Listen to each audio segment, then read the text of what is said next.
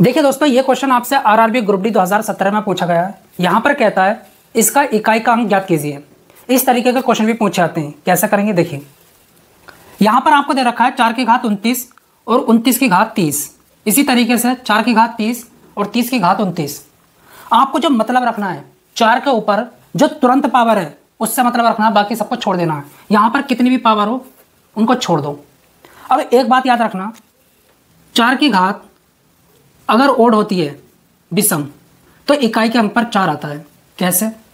4 की घात 1, 1 क्या है ओड, तो इकाई के अंक पर 4 आएगा। 4 की घात 3, 3 क्या है ओड, इकाई के अंक पर 4 आएगा। 4 की घात इवन होती है, इवन का मतलब है सम, तो इकाई के अंक पर 6 आता है। जैसे कि 4 की घात 2 16, इकाई के अंक पर 6। इस तरीके से 4 की घात यहाँ पर क्या है 29, 29 क्या है ओड, तो इकाई के अंक पर 4 आएगा माइनस। 4 की घात 30, 30 क्या है इवन, इकाई के अंक पर 6। इनको घटाओ, माइनस का 2। अगर आपको माइनस की वैल्यू मिले तो इकाई का अंक निकालने के लिए इसमें 10 ऐड कर दो, कितना है 8। जब आप इसको कैलकुलेट करोगे तो इकाई के अंक पर 8 आएगा। ऑप्शन डी आपका बिल्कुल करेक्ट। आरआरबी ग्रुप डी 2016 का क्वेश्चन है। यहाँ पर कहता है सबसे छोटी संख्या कौन सी है। आपको बिल्कुल भी खोलने की जरूरत नहीं है, सिंपल सा तरीका है।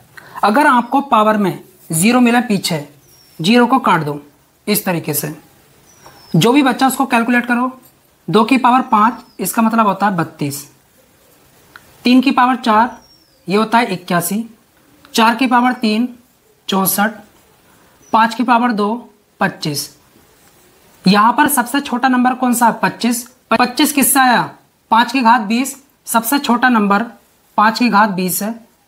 ऑप्शन सी आपका बिल्कुल करेक्ट। 225 अनुपाते 144 का वर्गमूल अनुपात ज्ञात कीजिए। बहुत आसान क्वेश्चन है। देखिए आपको दे रखा है 225 अनुपाते 144। वर्गमूलानुपात का मतलब यह है इनके ऊपर स्क्वायर रूट चढ़ाना है। 225 को यहां पर रखो, 144 को यहां पर, इस तरीके से। 225 का स्क्वायर रूट क्या होता है 15, 144 का 12। ऑप्शन कौन सा सही जाता है? ऑप्शन डी आपका बिल्कुल करेक्ट। यदि दो संख्याओं का योग 30 है और उनका गुणनफल 50 है तो उनके व्युत्क्रमों का योग ज्ञात कीजिए। सेकंड्स में कर सकते हैं। देखिए हमारे पास दो संख्याएं हैं ए और बी, इनका योग दे रखा है, इनका सम ए प्लस बी कितना 30, और इनका गुणनफल दे रखा है प्रोडक्ट ए मल्टीप्लाई बी कितना 50। तो ये कहता है इनके व्युत्क्रमों का योग ज्ञात कीजिए। रेसिप्रोकल, ए का रेसिप्रोकल क्या होगा व्युत्क्रम 1/a, और इसका व्युत्क्रम 1/b। इनका योग निकालना है। रेसिप्रोकल का मतलब है उल्टा कर दो। जैसा आपको दे रखा है 2, तो इसका उल्टा क्या होगा 1/2। आपको दे रखा है 3/2, तो इसका रेसिप्रोकल क्या होगा 2/3। इस तरीके से चलिए इसकी से गुणा करो तो b प्लस इसकी से a, डिवाइड में क्या आ जाएगा ए बी। अब यहाँ पर इसको कह सकते हैं a plus B. A plus B आपको दे रखा है कितना 30, और ए बी आपको कितना दे रखा है 50। 0 से 0 3/5। ओके, तो उन संख्याओं के व्युत्क्रमों का योग कितना होगा 3/5। ऑप्शन आपका ए बिल्कुल करेक्ट है। 64 फैक्टोरियल में 3 की अधिकतम घात कितनी होगी। एग्जाम के अंदर इस तरीके के क्वेश्चन भी पूछे जाते हैं। देखिए बहुत आसान है। आपको क्या करना होगा 64 फैक्टोरियल को 3 से डिवाइड करना होगा। 21 या 63, ये नंबर 3 से बड़ा है। 21 को फिर से 3 से डिवाइड करो, 7 या 21, ये नंबर 3 से बड़ा है। 7 को 3 से डिवाइड करो, कितना आएगा 2, ये नंबर 3 से छोटा है, यहाँ पर छोड़ दो। अब इनको जोड़ लो, 21 और 7 28, 28 और 2 30। 64 फैक्टोरियल में 3 की अधिकतम घात 30 होगी। ऑप्शन डी आपका बिल्कुल करेक्ट जाता है। आपको ये बतलाना है 37 फैक्टोरियल में 5 की अधिकतम घात कितनी होगी। इसका जवाब कमेंट बॉक्स में दीजिए। राम की आयु 55 वर्ष है और सोम की आयु 25 वर्ष है। कितने वर्ष पहले राम की आयु सोम की आयु की 3 गुनी थी। ऐसे क्वेश्चन को हम सेकंड्स में कर सकते हैं। देखिए एक तरफ राम लिखेंगे और एक तरफ सोम लिखेंगे।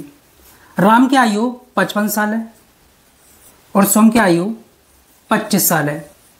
अब क्वेश्चन में ये कहता है कितने वर्ष पहले राम की आयु सोम की आयु की 3 गुनी थी। यहाँ से और यहाँ से एक नंबर घटाना है जिससे कि राम की आयु सोम की आयु की 3 गुनी हो जाए। तो मैं एक काम करता हूँ, दोनों में से x घटा लेता हूँ।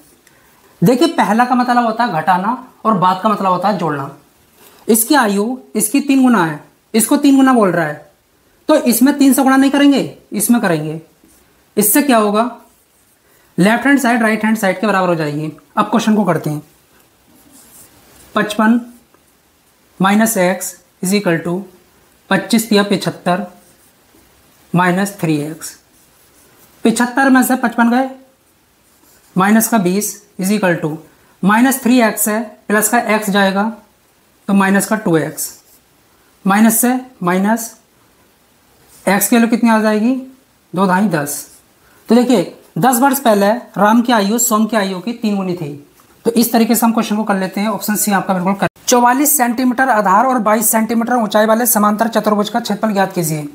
पैरेललोग्राम किसे कहते हैं, समांतर चतुर्भुज किसे कहते हैं, जिसकी आमने सामने की भुजाएं बराबर हों और पैरेलल हों। समांतर, समांतर का मतलब यह है उनको आगे बढ़ाने पर एक दूसरे को कभी नहीं काटेंगी। चलिए, इसके आधार की लंबाई दे रखी है कितनी, 44 सेंटीमीटर, और ऊंचाई दे रखी है कितनी, 22 सेंटीमीटर।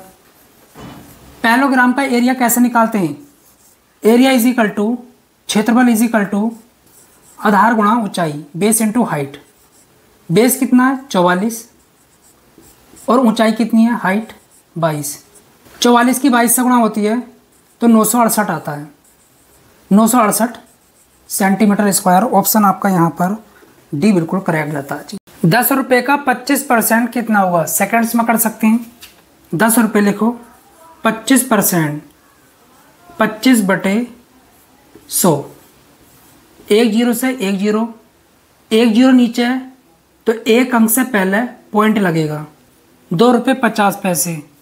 10 रुपये का 25% 2 रुपये 50 पैसे होगा।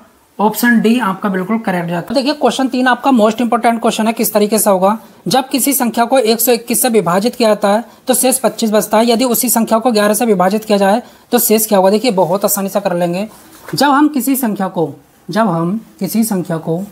121 से डिवाइड करते हैं, ओके, तो मैं एक बार पढ़ लेता हूँ, ओके, तो शेष वाला हमारा 25 बचता है। अच्छा, वो संख्या क्या होगी, इसकी इससे गुणा करो, इसको जोड़ दो तो आपकी संख्या आ जाएगी 146। अब इस संख्या को हम जब 11 से डिवाइड करते हैं तो शेष क्या आएगा, 11 का 11, बचा कितना 3 6, 11 तिया 33। लेकिन आपको ये करने की ज़रूरत नहीं है। देखिए आपका जो शेषफल आएगा वो 3 आएगा। मैं आपको यहाँ पर सिंपल तरीका बताऊँगा। जो भी आपका शेषफल बच रहा था, कितना बच रहा था 25, और जिस संख्या से डिवाइड करने के लिए बोल रहा है उससे डिवाइड कर दो, 11 दूनी 22, तो आपका शेषफल मिल जाएगा। ओके, कितना आया 3। तो इस तरीके से भी हम पढ़ सकते हैं। आई होप आपको समझ आ गया होगा। ऑप्शन डी आपका बिल्कुल करेक्ट है। ओके, एक रेलगाड़ी 35 किलोमीटर की दूरी 60 मिनट में तय करती है। तो यहाँ पर एक काम करते हैं, रेलगाड़ी की चाल निकाल लेते हैं। स्पीड कितनी है, स्पीड का फॉर्मूला क्या होता है, speed is equal to distance upon time. चाल बराबर दूरी बटे समय। दूरी कितनी है 35 किलोमीटर, ओके, समय कितना लग रहा है 60 मिनट। ये यूनिट बड़ी है और मिनट छोटी है, इसको जो है घंटा बनाओ 60 से डिवाइड करके, तो कितना आएगा 1।